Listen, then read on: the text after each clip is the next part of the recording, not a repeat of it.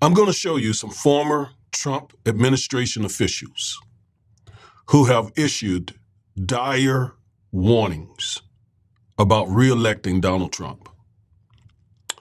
If you care anything about your country, if you care anything about civil rights, you will not allow any devil out of hell to convince you to vote for no one except Joe Biden. You will not allow anyone to cause you to vote the couch, because the threat that Trump poses to our nation is real. And don't take it from me. You're going to hear the words of people who know Trump the best, folks who work for him and saved us from absolute disaster. We're going to play some video. You're going to see what I'm saying. This is scary stuff. Stay with me.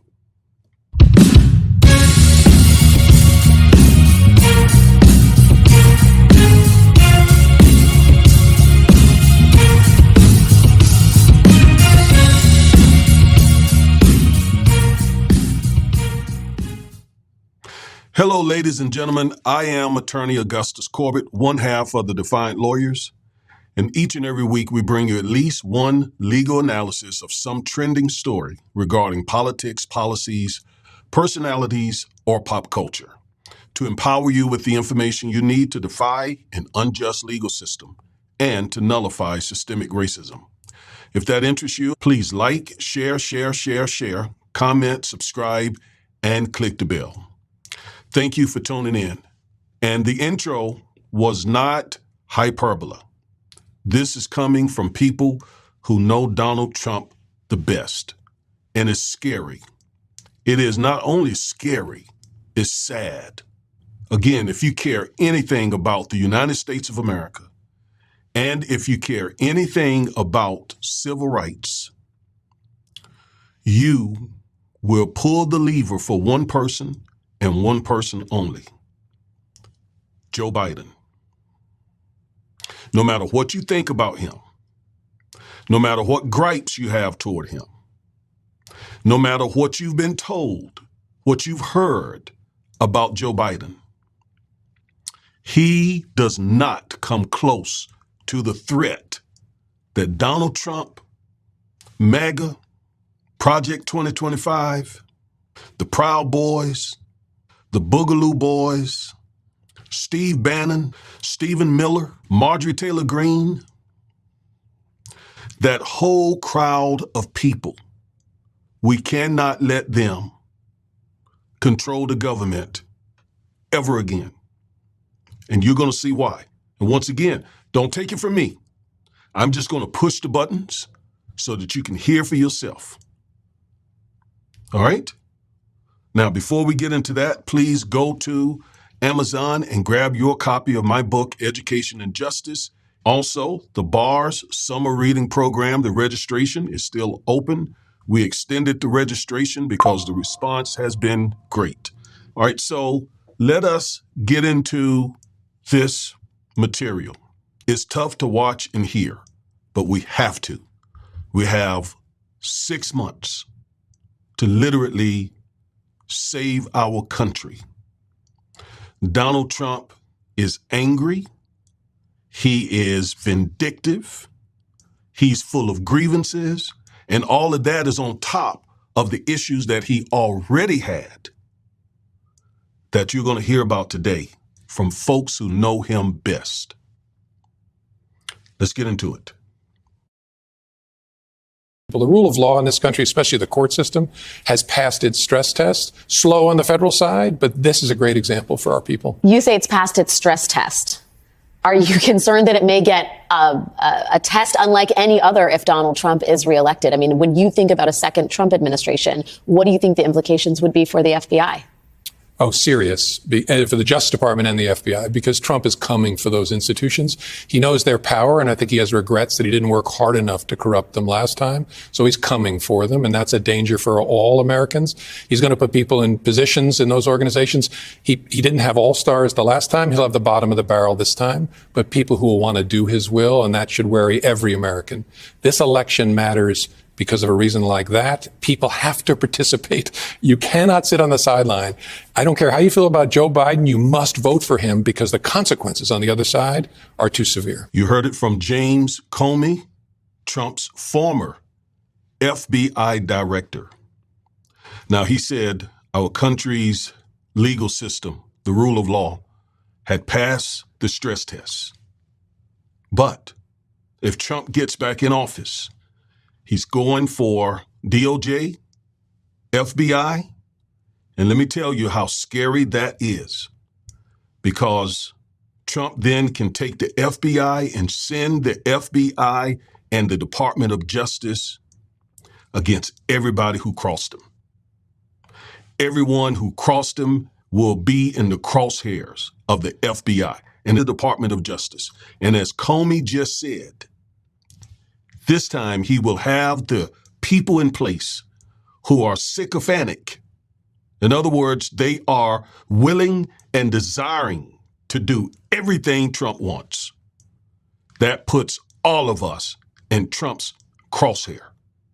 FBI, like I said, the Department of Justice. Not trying to scare you. That was James Comey. And you heard what he said. Vote for Biden. Don't take it from me. Take it from Trump's former FBI director who knows Trump far, far, far better than me and most people on the planet, because he heard Trump's deepest, darkest secrets and desires. He's warning the country. All right, that's James Comey. Let's go back to the video. We're going to hear from Liz Cheney. Given your experience, do you look at politics differently? Do you say, we spend a lot of time demonizing the other side, which put all of our supporters in the mindset of, you know what, they're not just wrong, they're evil. Yeah, absolutely. If everything that a political adversary does is met with, an attack that, oh my God, this is the worst possible thing you can imagine, this is dire, then when you face something that really is dire, like we are facing today with respect to Donald Trump and his efforts to unravel the republic, people become numb to the truth because they feel like, well, we've heard that so many times before from politicians. How true that is, right? People cry wolf all the time. Most important election in your lifetime. And I actually heard somebody say, they always say that. No, this time the threat is existential. It actually exists. These people who have the courage to speak out against Trump, all of them have paid a price. Liz Cheney, former GOP congresswoman, she lost her seat. James Comey, he paid a serious price. And folks who are out here prosecuting Trump, the judges, the attorneys, the media, I know this, that we got to stand up against this threat. If you care anything about America, if you care anything about democracy, our democratic republic, which is the ability, for example, to express ourselves about who represent us. That's an aspect of democracy. Trump could take that away from us. Trump could take free speech away from us. Trump is literally trying to transform this country and those who support him. Project 2025, MAGA. They want to transform this country into a fascist state, a fascist country, a fascist nation, an autocracy. I've talked about all of this with you. And I've not talked with you about this just to be saying something on YouTube. I'm literally warning you. I think my concern is greater than many people because I'm a lawyer, I believe. and I understand the legal system. I see behind the scenes what MAGA, what the GOP, what they're trying to do to the country so that they can do what they want to do to civil rights, so that they can do what they want to do to protect white supremacy. White male hegemony is what they're trying to protect because they feel like it is threatened. So in order to impose their will once again, because the Voting Rights Act, which they basically gutted, how many times have I said that? The Civil Rights Act of 64, they're trying to gut that. 14th Amendment, anything that interferes with their ability to protect white male supremacy, it's in their crosshairs. And so in order to establish, how do they say it? To make America great again, they're going after it. And in order to do that, or the end result of that, is an autocracy, fascism. I mean, it's the very same thing that we see. It's not the first time. We've seen this in many other countries. And those are the countries that Trump loves the best, right? North Korea, Russia, China, Hungary. He loves those leaders the best because that's what he wants to do to this country. And it's the reason why we have to vote for Joe Biden. We have basically two realistic choices. I love Cornel West. You've heard me say it before. Probably under different circumstances, I would vote for him. I love what he stands for. I love what Dr. West stands for. Robert F. Kennedy Jr. is out there. You cannot vote for those people and not vote for Joe Biden, because a vote for any of those or a vote on the couch, I have come to despise the ideal, the notion of black people sitting on the couch at this very critical hour. And even if it wasn't critical, the vote means so much to the African American. Do you understand what our people sacrifice to give us the opportunity to be included in the franchise? And somebody is going to tell us to vote the couch who says that they're pro-black to get the Democrats' attention until we get some tangibles. This is not the time to be following people who give that type of advice. I know I'm getting in this space late. I know these folks have been on YouTube and saying these things for a few years, but I'm going to fight. I'm going to fight for our country. I'm going to fight for civil rights. I'm going to fight for African Americans. When I say I'm pro-black, I'm pro-black. I'm all the way black. And I know it does not serve the African American community to sit on the couch and in this election season to vote for anyone except Joe Biden. And you've heard me say, and I'll say it again, I am not a Democrat. I'm not saying what I'm saying because I'm a Democrat. I'm not saying what I'm saying because I get a check from the Democratic Party. I have never received a penny, and if they offered me money, I would turn it down. This is a matter of saving our democracy. And by the way, neither am I a Republican. I'm an independent voter. I have actually some strong issues with Joe Biden. But right now in 2024, Joe Biden is the best option that we got. Would we want an even better choice? Yes. Yes. Although I think Joe is a good man, has his issues. I've dealt with those issues in the past, things that he has said. That I talk all the time about the 1994 crime bill. I'm going to do actually a whole video on the 1994 crime bill, and you will see how you have been misled about that crime bill. But we need to put all that to the side for now and protect our way of life, protect our democracy. We need to put those issues to the side for now and do what we need to do to protect our way of life here in America, which again, our democratic process, because Trump threatens it. All right, let's go back to the video. Again, don't take my word, just listen. If a person is a member of Congress and they've sworn an oath to defend the Constitution, can they defend the Constitution and also endorse Donald Trump? No.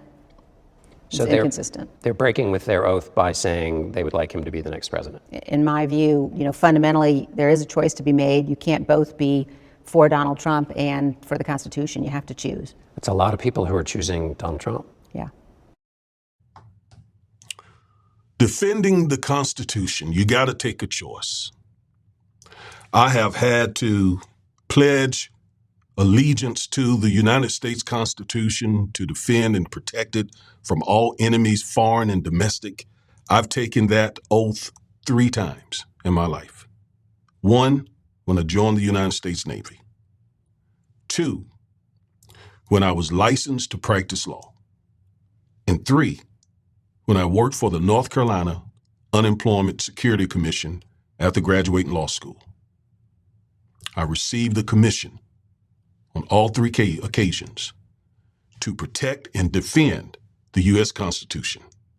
Liz Cheney is wisely saying that you cannot do that. You cannot defend and protect the Constitution while at the same time following Trump, who demands that his followers, those who report to him, be willing to violate the Constitution. We have actually heard him say that he wanted to do away with the Constitution. So she says you can't do both. Let's go back to the video. Cheney's book also details the groundwork laid by Trump's allies in the weeks leading up to January 6th. In the book, you spend a fair amount of time on a previously relatively obscure Louisiana congressman. This is Mike Johnson. Mike and I were good friends, but what I learned was that, in fact, he was operating in a way that was dangerous. Why dangerous? It was dangerous because what Mike was doing was taking steps that he knew to be wrong, doing things that he knew to have no basis in fact or law or the Constitution. And Mike was willing, time and again, to ignore the rulings of the courts, to ignore what state and federal courts had done and said about the elections in these states in order to attempt to do Donald Trump's bidding. So he was asserting not only facts for which he had no evidence, but which the courts had already ruled had no merit. Right, exactly. Do you understand what she's saying? Mike Johnson, who is currently the speaker, he, behind the scenes, was feeding into this stop the steal, this election lie that Trump was telling. And despite the fact that court after court after court, after court after court after court, many judges that Trump had actually appointed said, no, this election had not been stolen from you. They said it repeatedly, over and over and over again. And he was doing what? Lying. And what were his surrogates doing? Lying. All the way to the point of attacking the Capitol building, which was really an attack on democracy, because their intent was to stop the certification of the election. Their intent was basically a coup. It was an insurrection. It was sedition. It was treasonous.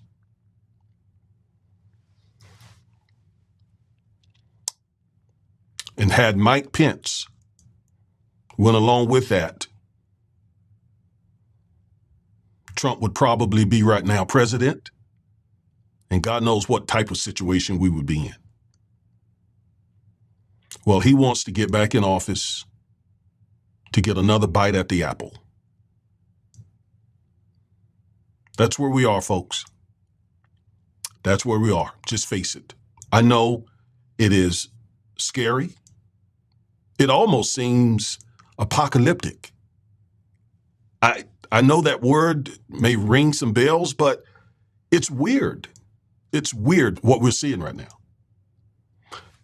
When you think about the fact that since George Washington, every president, no matter how bitter the pill was, they swallowed it and they allowed the peaceful transfer of power, except one in American history, and that's Donald Trump. Now, we all remember the Bush v. Gore case and the election between George Bush and Al Gore, and it went to court, and the U.S. Supreme Court said what it said. Basically giving the White House to the Republicans, to George Bush. Al Gore came out, conceded, and that was it.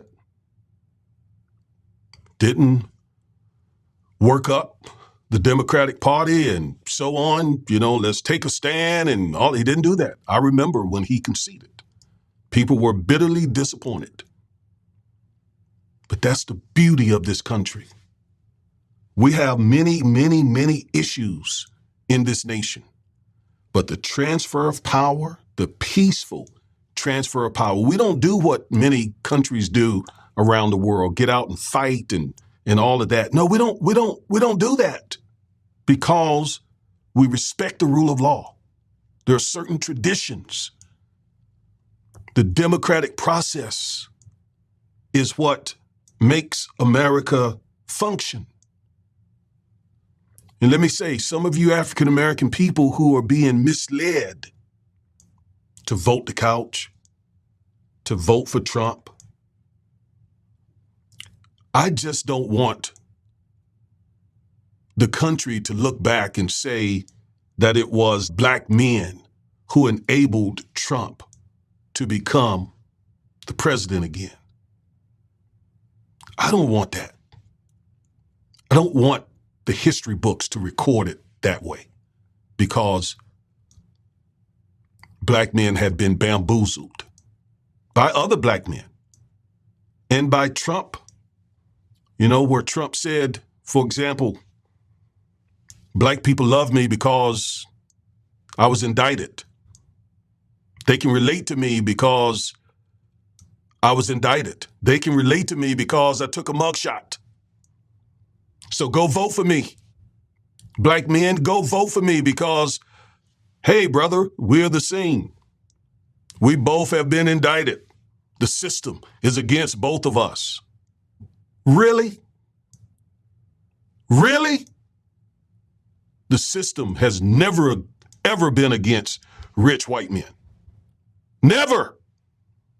The system is for them. You see all the concessions and advantages that Trump is getting in his cases.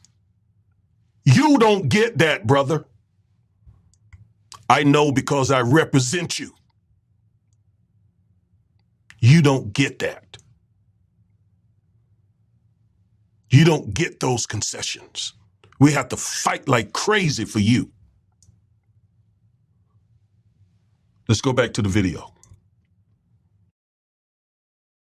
The Speaker of the House is a collaborator to overthrow the last election. Absolutely. What happens if Mike Johnson's the Speaker on the 6th of January, 2025? He can't be. We're facing a situation with respect to the 2024 election where it's an existential crisis, and we have to ensure that we don't have a situation where an election that might be thrown into the House of Representatives is overseen by a Republican majority. So you would prefer a Democratic majority? I believe very strongly in those principles and ideals that have defined the Republican Party. But the Republican Party of today has made a choice, and they haven't chosen the Constitution. And so I do think it presents a threat if the Republicans are in the majority in January 2025. You do know that this is the daughter of Dick Cheney, who was brought up in a conservative GOP family in the Republican Party. You do know that she's not a liberal Democrat. She's not a leftist. You do know that, right? And here she is warning her own party and America that the GOP do not need to be in the majority, do not need to be running the White House come January 2025 because they've made a choice to protect and defend Trump rather than the Constitution. Don't take it from me, take it from her. And there are others that you'll hear from. You say Donald Trump, if he is reelected, it will be the end of the republic. What do you mean? He's told us what he will do. People who say, well, if he's elected, it's not that dangerous because we have all of these checks and balances, don't fully understand the extent to which the Republicans in Congress today have been co-opted. One of the things that we see happening today is a sort of a sleepwalking into dictatorship in the United States. Donald Trump a fascist?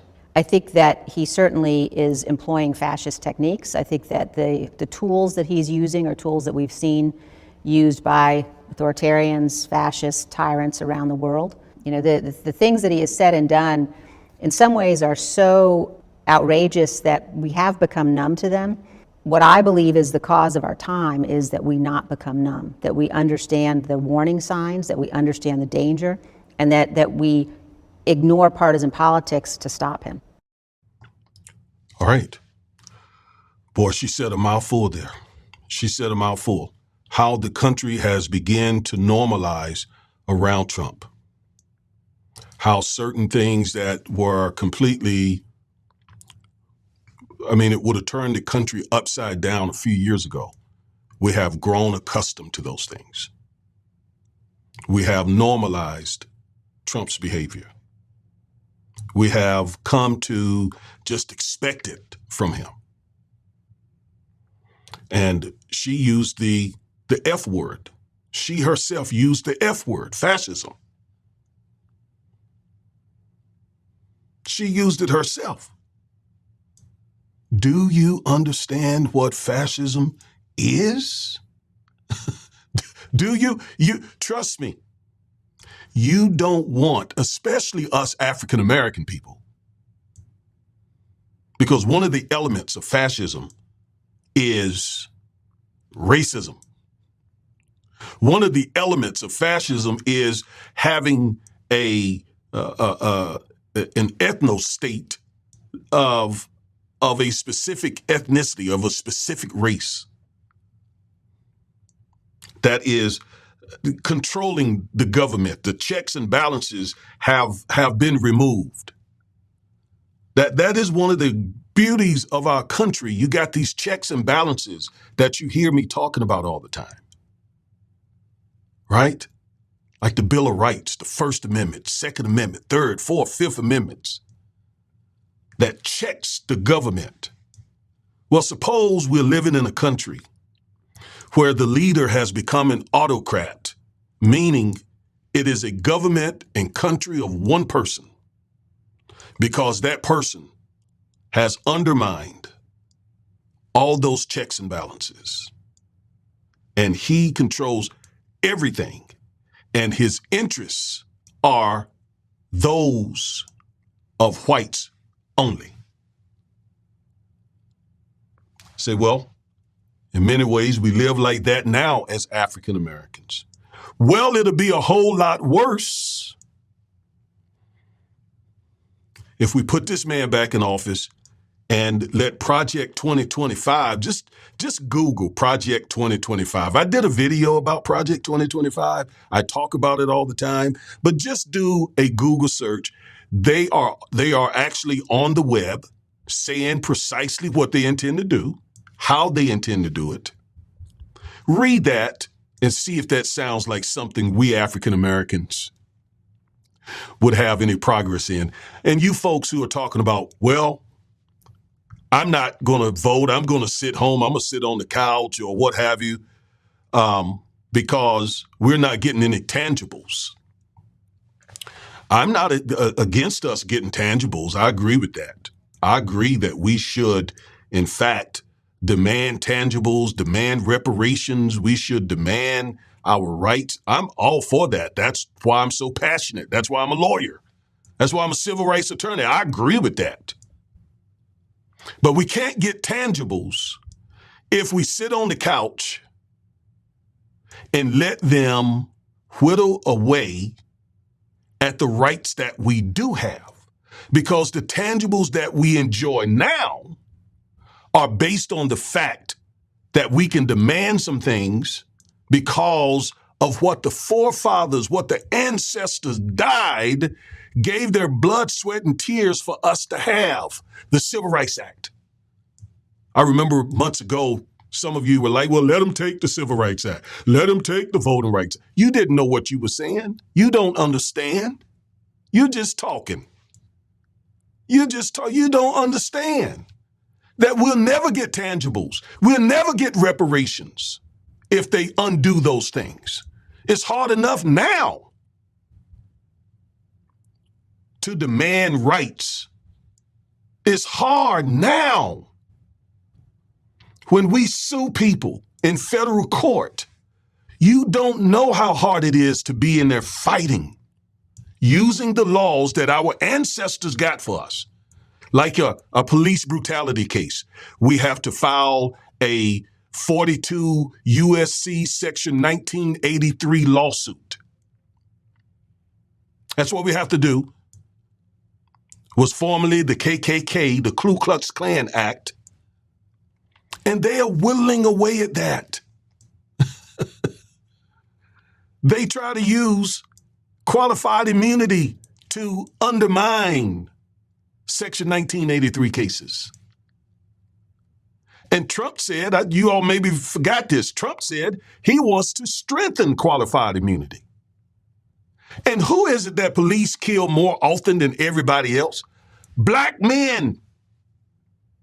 And why some black men would ever think of voting or voting the couch or voting for Trump so he could do exactly what he's telling you he's going to do. Strengthen qualified immunity. Give police officers prosecutorial immunity so that they couldn't be held accountable in criminal or civil court. I did a video on that. Are you all hearing me here? Are you listening? Are you watching the videos? It is important that you watch the videos from start to finish. I am giving you valuable information from behind the scenes. I am giving you the information that I'm getting from behind the scenes. When I say behind the scenes, you've been to a concert. And, when you're sitting out in the audience, you're seeing the production, the stage, the lights, the singing, the dancing, and so forth. But if you really want to see what that was all about, if you really want to see the ugliness of it, go behind the curtain and see all the production work that's going on, all the cutting stuff and this and that. That's where you learn about what's happening on the stage. So I'm able to be behind the curtains, and I'm coming out and telling you all what they're doing back there. And instead of listening, you're listening to these YouTubers who's never been behind the stage, who's never, ever litigated a police brutality case, who's never litigated a civil rights case, who knows nothing about the federal law regarding reparations and how to do this legally, who knows nothing about how they are constantly attacking our rights as African American people. Well, imagine how bad it would be if Trump is able to do away with our democracy, the checks and the balances, the federal laws that protect us, the federal statutes that protect us, African American people. Let's hear some more from people who know Trump the best. 3.5, 4 years ago when he was running for president, I was willing to give him the benefit of the doubt that he was ignorant. It was challenging for me to go to work for a man who is pretty undisciplined, doesn't like to read. There was just an unwillingness on the part of the president, I think, to do systematic learning. I thought that he would take his oath of office. Rex Tillerson, Trump's Secretary of State. John Bolton, Trump's former national security advisor. Bolton said he didn't like reading. Trump didn't like reading. Tillerson said he didn't like thinking. The female former official said she just chalked it up as him being ignorant. These are Republicans. These are GOP folks. These are not liberal Democrats. These are not friends of Joe Biden.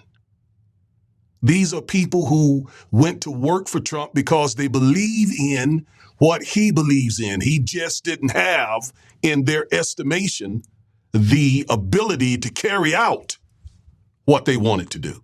They agree with him in principle. But their attitude is he's not the man to carry it out. And some of them, like Liz Cheney, has said, well, not only is he incompetent and unfit, but I'm going to put country, Constitution above him. Some of them are standing on principle. I think they know more about Trump than a lot of these YouTubers who are telling you that Biden is the devil.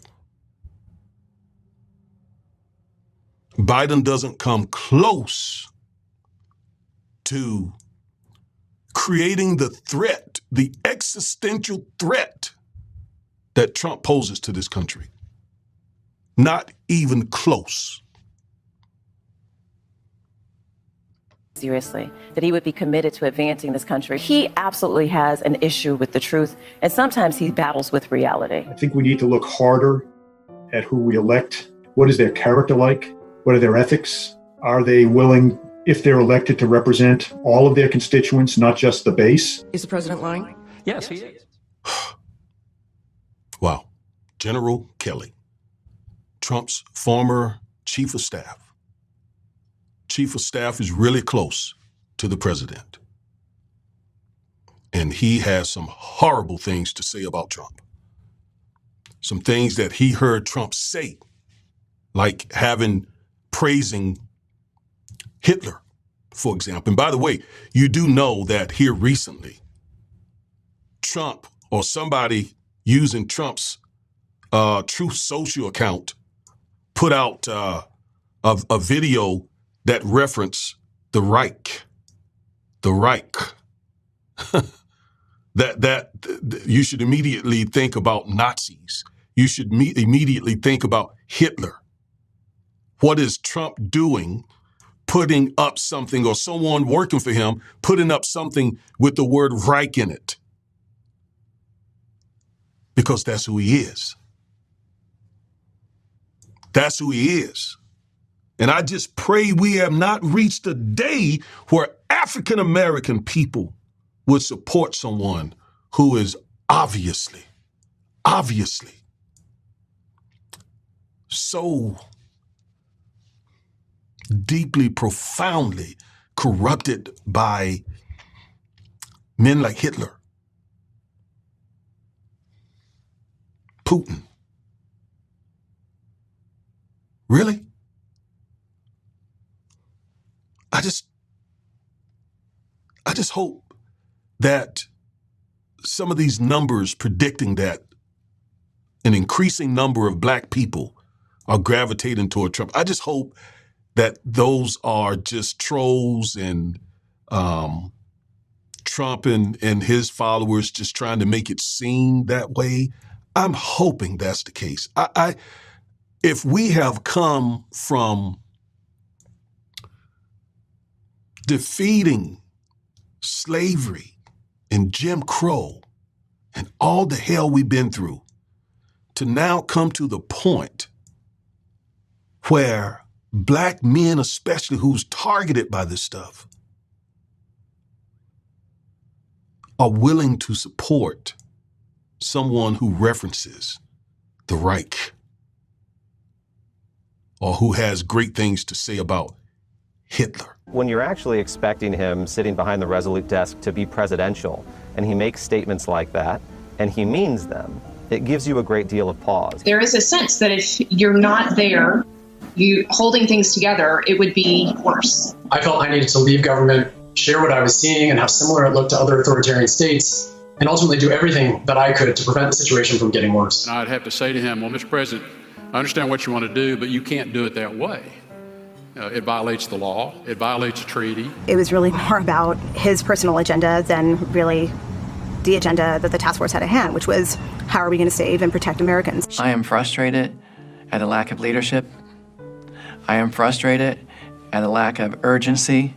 I'm frustrated at our inability to be heard as scientists. I think he is responsible for the deaths of Americans. The biggest fear I have is that mistakes are being made that will have... Did you hear her say that she think he is responsible for the death of Americans?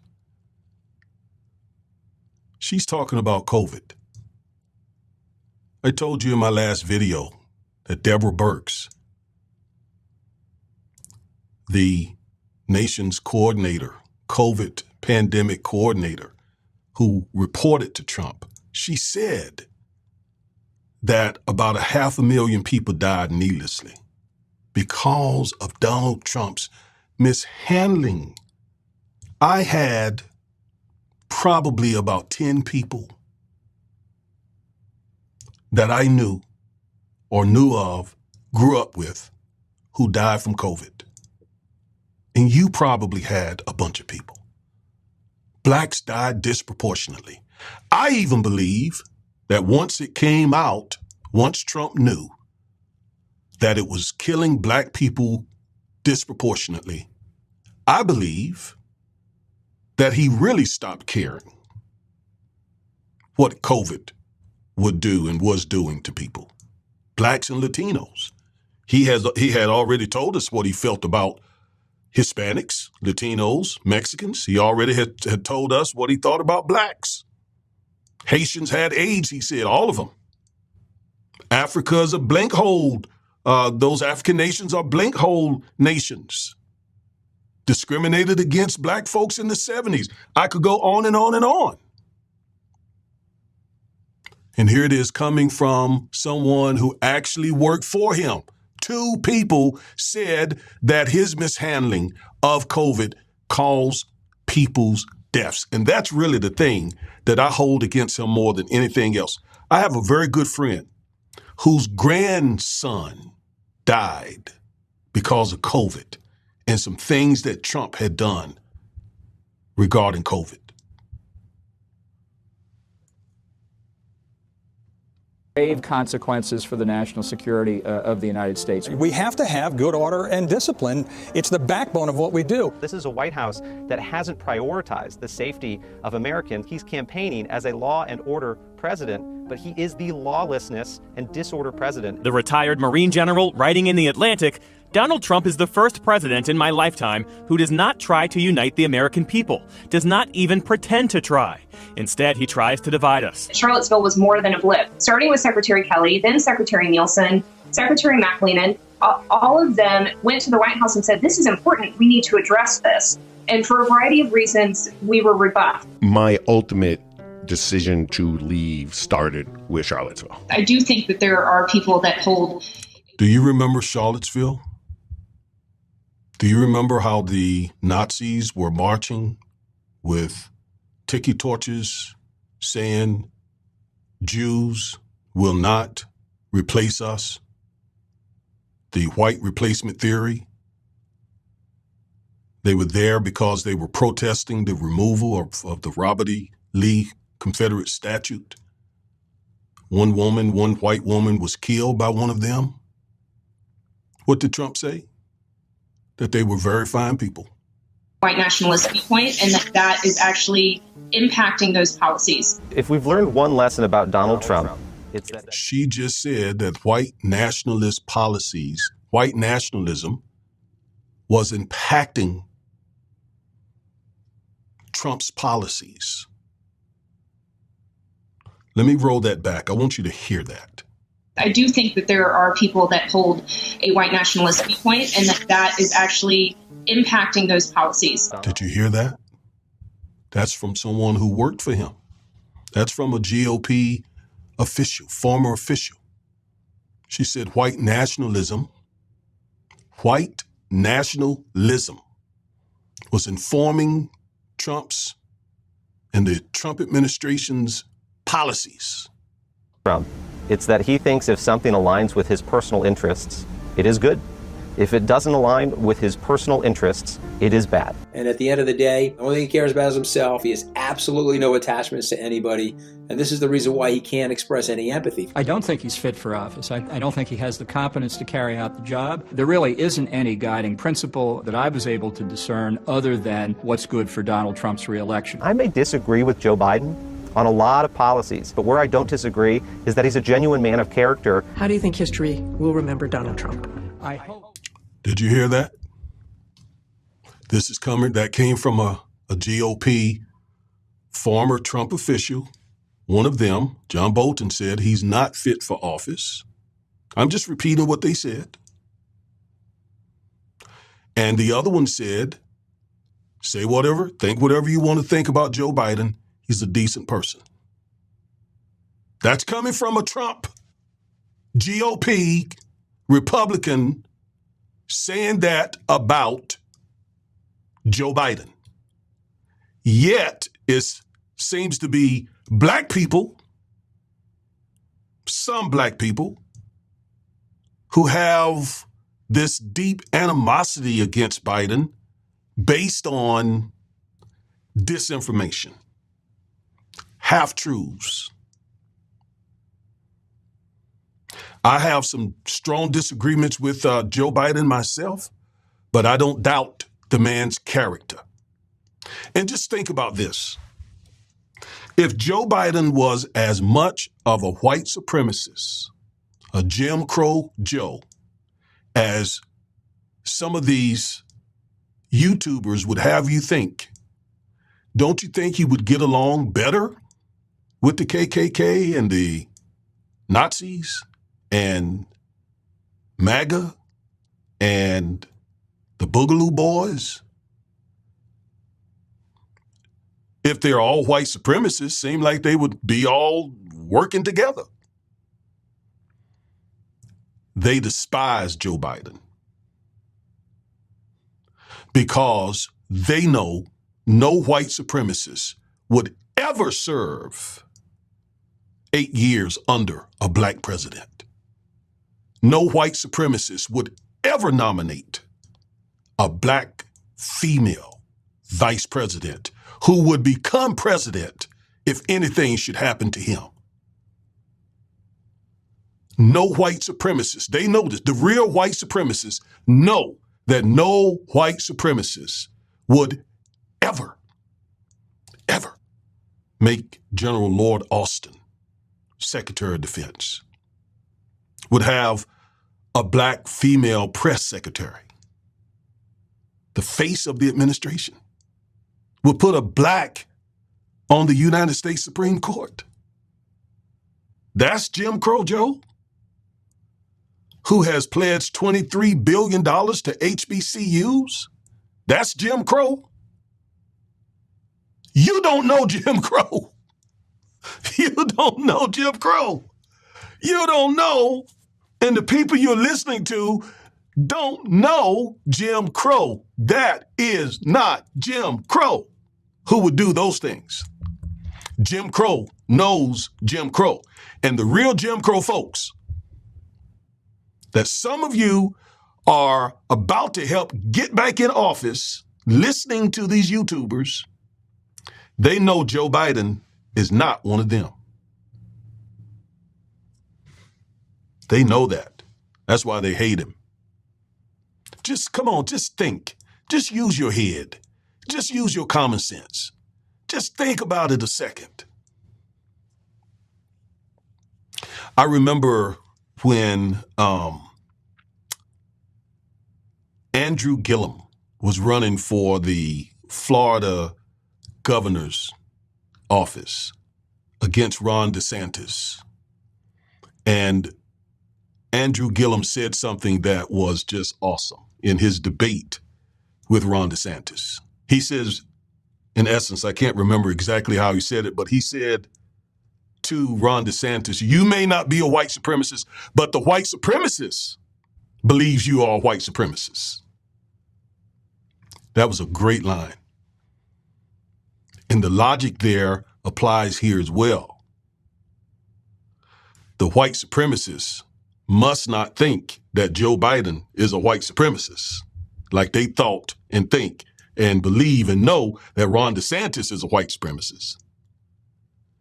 The white supremacists today, they definitely don't think that Joe Biden is a white supremacist because they hate him and they fear him.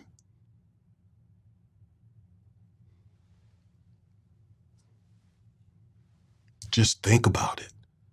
Just think about it. That's all it takes. Just a little bit of thinking, a little bit of researching, a little bit of reading, and you can begin to see clear how you're being misled into voting the couch at this critical hour. At this critical hour. Yeah, we want tangibles from whatever politician or party we are supporting. That's a good thing. But what we don't do is deny the tangibles that they're giving us and do anything to assist the people who are working against us to receive tangibles, assist them into taking office, thinking that it's going to get the attention of the Democratic Party. That's just not logical. If you try to connect those two things, you're going to miss every time. That doesn't connect. That's not rational. Oh yeah, we apply the pressure to Joe and to Kamala. We apply the pressure to the Democratic Party to get what we want and need as a people. We check them, we force them to do like Dr. King did to Lyndon Johnson. But they would have never, ever vote the couch and let Nixon and Barry Goldwater and Strom Thurmond and all of those folks win the government. You think that would hurt Lyndon Johnson? You think you're hurting Joe Biden? Joe Biden is a white dude. He doesn't need the Civil Rights Act. He doesn't need the Voting Rights Act. We need that. So we got to pressure him while protecting those tangibles that we already have. Now, I'm going to close with some excerpts from a book that was written by one of the highest officials in the Trump administration, Mark Esper, who was Secretary of Defense. He said some words in his book about some experiences he had in the White House that, quite frankly, brings chills down my spine. Let's read this. This is coming from his book, the prologue from his book, and it says, quote, "Can't you just shoot them? Just shoot them in the legs or something." Close quote. He asked, "I couldn't believe the President of the United States just suggested the U.S. military shoot our fellow Americans in the streets of the nation's capital. The moment was surreal. Sitting in front of the Resolute desk, inside the Oval Office, with this ideal weighing heavily in the air, and the president red-faced and complaining loudly about the protests underway in Washington, D.C. The president instructed the Secretary of Defense to shoot people, have the military, the 101st Airborne Division from my home state of North Carolina, come to D.C. and start shooting protesters, black protesters, protesting about the George Floyd lynching. Donald Trump was ready to put the gun on you. He was ready to sick the military on you. And you got the nerve to think about voting for him or voting the couch so he can get back in office. Are you crazy? I feel like I got to just talk to you. I feel like I got to just talk to you straight up. If you never don't hear me again, if you unsubscribe or what, I don't care. I feel like I got to talk to you because you ought to know better than this crazy mess. Whatever grievances you have with Joe Biden, don't compare to the danger this man poses to us and to our nation. Brothers, I don't believe this. I don't believe you will allow yourself to be bamboozled that way. I don't believe it. I'm convinced of better. Donald Trump asked his Secretary of Defense, can we just shoot him, please? Please, just shoot him. Just shoot him in the leg at least. Just shoot him in the leg. Can't you just shoot him in the leg? You remember, this is the same Trump who at his campaign, he would say, knock him out. I'll cover your legal bill. It's just that when he gets people to do that stuff, he's nowhere to be found. Like all these lawyers that have gotten disbarred, buying into that stuff. All his lawyers. One of which spent time. And all these other people who are in prison today, listening to Trump. You heard the people who know him best say that he has one person that he's interested in pleasing, and that is Trump. A little bit more from Mark Esper. A little bit more. You got to see this. What transpired that day would leave me deeply troubled. This is the Secretary of Defense about the leader of our country and the decisions he was making. I was worried for our democracy. At that point, having served as Donald Trump's Secretary of Defense for about a year, I had seen many red flags, many warnings, and many inconsistencies. But now we seemed on the verge of crossing a dark red line. We had walked up to these thresholds in the past, but never one this important, and never with such rage. Trump was demanding that they shoot black people, black protesters. And it makes you also wonder. It makes you also wonder. Tim Scott, Byron Donald, Ben Carson, Candace Owens. The man was going to unleash the military on people who look like you. Clarence Thomas, is that okay with you all? Is that okay? That you are supporting someone who wanted his Secretary of Defense to break the law, to shoot people, to kill people for protesting? Is that where you are in your commitment to this man? Really, you're there? You've sold your soul. You've sold your soul.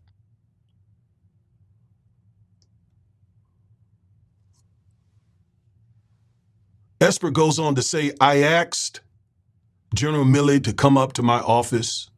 The fact that Trump called him was unusual, and Milley's quick summary was very troubling. I was anxious to sit with him and tease the conversation out, to understand exactly what the president said. The general arrived quickly. His demeanor was very serious, his face ashen. I wondered how many times in his years in the military he had ever looked this way. He said, the president is really angry.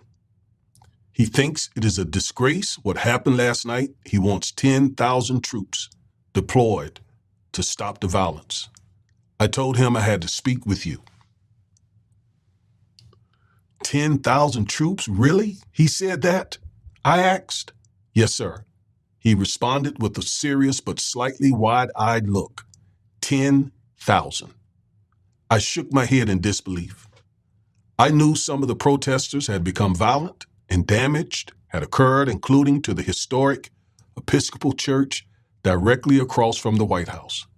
Vandalism is never acceptable, but the perpetrators were a small minority in a much larger crowd. Law enforcement, as well as some D.C. National Guardsmen who were on duty to support them, suffered injuries. Otherwise, they had things under control. I'd received updates throughout the weekend, but there were no urgent calls for additional troops, additional National Guardsmen. Where did the number 10,000 come from? I asked Milley. He didn't know.